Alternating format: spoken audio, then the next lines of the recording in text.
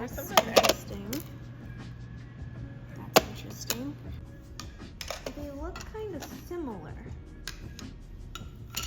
But this one has a bit more of like those white ones. This is the bottom and the top of the kimchi? No, this is cabbage and this is kimchi. Oh. They do look very similar. More questions than answers. So here's what the plate looks like.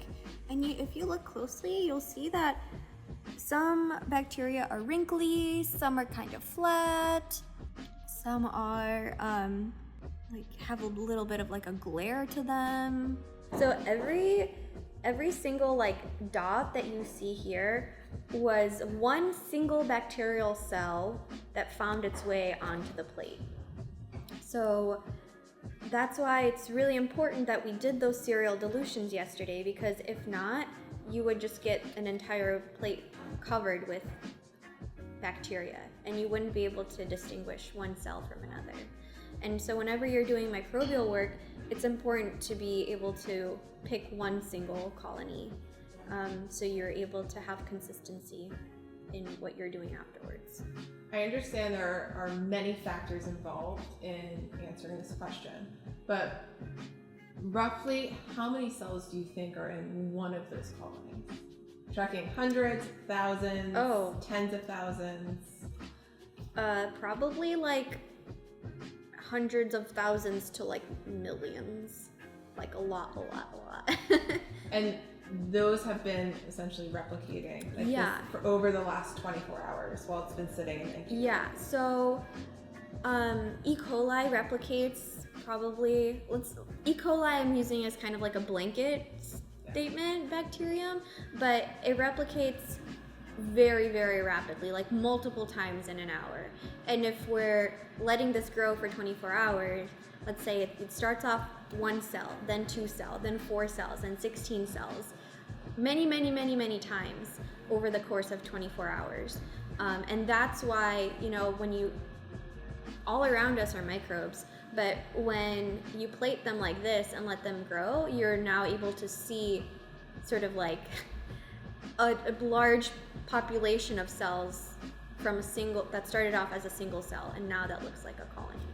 What are you noticing with your expert eye in terms of the different morphologies? Yeah, okay, so I'm just gonna talk through my observations. Like, this one here is really wrinkly, and these are more wrinkly, and these are more wrinkly, and this is more wrinkly, and that is more wrinkly.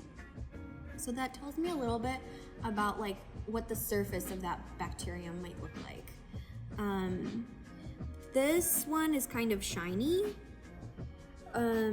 This one here has a little bit of a glare to it, and this one that I chose earlier. And then when I touched it, it had like a little bit of like a tackiness to it. So that tells me that it might be good at forming like biofilms. Something to notice is that size can be kind of important. So for example, like this one is really large, that one is really large, but then we have these like smaller ones. And sometimes that can tell us that these larger bacteria have gone under more replications and are bigger and have formed bigger colonies.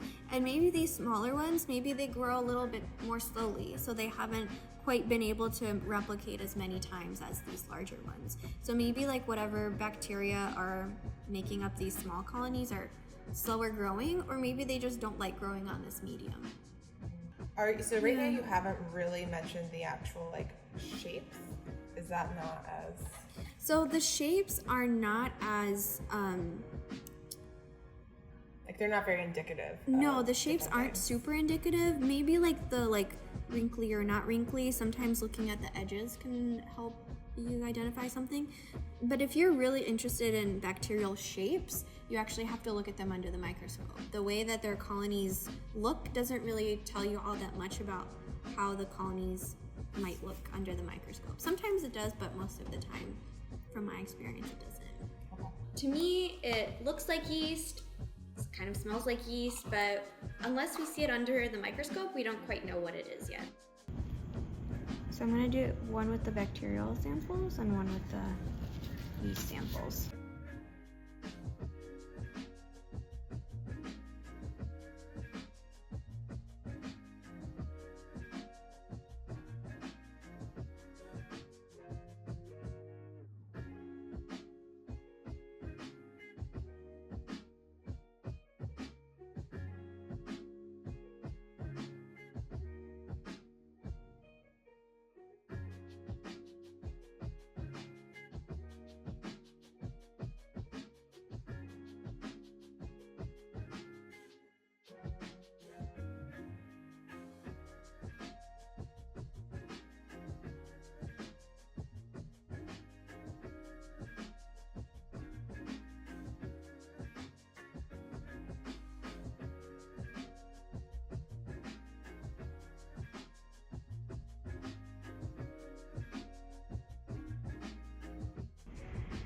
it's a budding yeast, Mm-hmm. but like it has these like really large vacuoles that I didn't see in the other one.